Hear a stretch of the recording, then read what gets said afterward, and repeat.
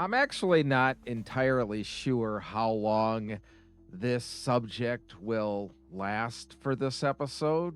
Going into it, I'm thinking I'll be hard pressed to get 10 minutes into this, but you all know me from previous episodes where I go in thinking I'm not going to have a full length episode and end up talking for 45 minutes. So, that being said, today's topic on To Boldly Pod is, well, put it this way. I've kind of sort of talked ever so briefly about it on a previous episode when I discussed the types of alleged aliens that are visiting our planet. But as we all often do, we go down wormholes on TikTok or Reels, and videos will spark ideas, which is kind of the lion's share of how I get a lot of subject matter for this podcast now. Getting a lot of tips and help from a couple of friends of mine, Mike and Rob, that send me all sorts of stuff that they watch, and then it kind of lights a light bulb off or lights a candle off in my little pea brain, and then here we are doing an episode. Well, this one is kind of reverse of that because it starts with one that I actually sent to Mike. And for those of you that are kind of curious about what I'm talking about, well, what we're going to talk about today is what's commonly known, and here, let me get myself out of the way so you can see the entire picture. What's commonly known as reptilian aliens, those aliens that visit our planet, or some people would say inhabit our planet long before we did, but I'll get to that here in a little while. But these are the types of aliens the deep conspiracy folks claim are already running the planet and can shapeshift into looking like human beings and whatnot. But that's what we're going to talk about today: reptilian aliens. So let us kick off with a quick little video that sort of will tell you about what we're going to talk about today. It branches off into a couple different subsects, but we'll take it step by step by step. Three Atlas would never show up to Earth. Probably like a few thousand ships would just come out of it. And then, well, first of all, this video didn't age well because 3i Atlas is already past Earth and is moving on towards the sun now. come to Earth. They're just trying to come over here to gather all the star seeds of this planet. Star seeds are an important statement because we're going to get into it as we go on, even though the other two videos don't really talk all that much about star seeds. But one of the theories about reptilian or Draco aliens are that they seed our planet with other aliens called star seeds. And some people will say they are a mix of human and reptilian DNA, but they call them star seeds. And, well, let them finish. What do you think they mean by gathering up the star seeds? They could be, if they are truly coming over to help humanity and the star seeds to evolve to the next level. Okay. If this the other way around and the Draco Reptilians decides to get rid of the star seeds of this planet because they could be a potential threat to their existence. That's another big story that you hear a lot about. The Dracos, the reptilians, have allegedly put these star seeds on our planet to sort of mature, and now they're afraid of them. Where all this came from, somebody created it. in the future and okay. now, then I believe this threat could be easily averted. And that's what I picked up as well Okay. from the Galactic Alliance, that they will be coming over and come to Earth and save humanity. Now, you heard him say the Galactic Alliance. That is a big buzzword of late with conspiracy theorists that are kind of branching over into UFOs. Talk about this Galactic Alliance that we actually know of its existence, and it's sort of part of the Greys and the Reptilians and all of them. And they're all inhabiting the Earth. And it's like we are the vacation spot for all of these Galactic Alliance aliens that are visiting our planet. But going back to the star seeds before we continue, there are so many books and quote unquote experts out there and documentaries where people will claim, if they're an abductee or a contactee, that they're a starseed.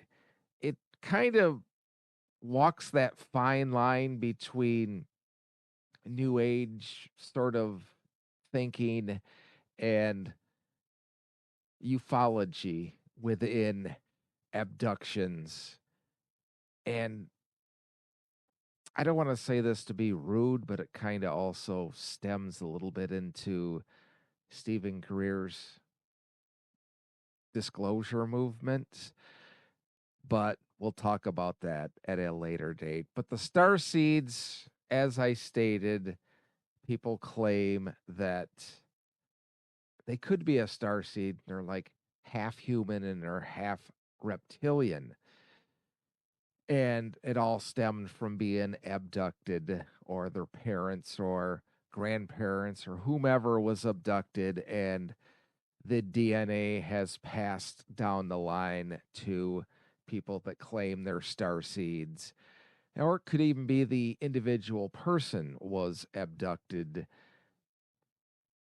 and DNA was conjoined with their DNA. But for the most part, you hear about it as a parent that was abducted and gave birth to a child, which you've heard a lot about from different little abduction stories, and how the alien or how the baby is never given to the mother, and how it's, half alien and half human.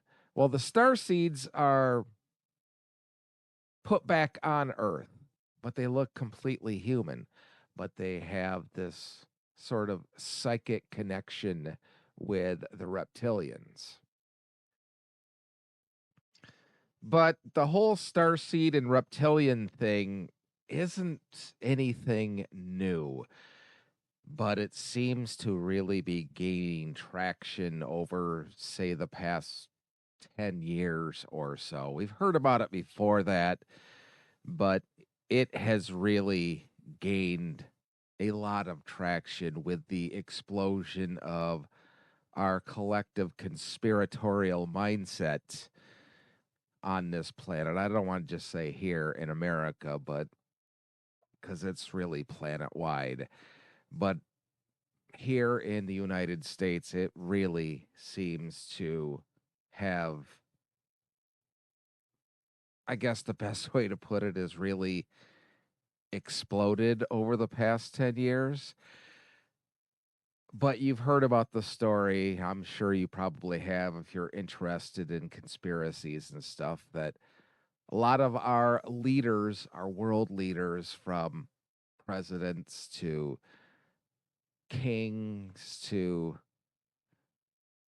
foreign dignitaries, the rich elite, everybody that's in a power position is allegedly a shape shifting reptilian alien, and we're basically their slaves, for lack of a better phrase. Craft, and they gave the finger. Okay, they were parked around the side of the, On the crater. Yeah. Okay, they were not parked on it; they were Right. floating above it. Okay, yeah. So there were hundreds of these 9-foot reptilian guys standing with their legs. Hundreds. Yeah, they were all the way across underneath their vehicles. Okay. so standing they're on the 9 crater. feet, and what do they look like? Now, this person is talking about reptilian aliens on the moon, but he goes a little bit deeper as we go into this video to talk about how the reptilians are, well, just let him continue. They're ugly looking, lizard, alligator type people. They got the same skin as the lizards got, okay? And terrible looking faces. But then they have the ability to shift and look like a human. So there you have it. The story that I was just telling you, how they can shapeshift and go from looking like a reptilian to looking like a human being. And we've all seen those TikTok videos and whatnot of people claiming, which I put zero credibility into, when somebody will get a glitch in the video, or just completely create a video of a celebrity blinking and showing reptilian eyes, which I know some of you out there watching or listening to this will say that it's real. And that's fine if you believe that. There's zero credibility to any of that being true. But let the gentleman continue. All of them do, okay? Okay, do you think Von Braun was a reptilian? No, You really don't? no. Okay. Your president, yes. Okay, now he was talking about Werner von Braun, one of the most celebrated of the German scientists that we brought over here after World War II. And this gentleman apparently claims to have worked with Werner von Braun during the Cold War in the aerospace business. But now he goes off the deep end, which a lot of people have talked about before. Oh, what? Which one? George Bush Sr.? Yes. Yeah. Sure. And Bill Clinton and this guy you got just got Obama? rid of. Yeah. Yeah.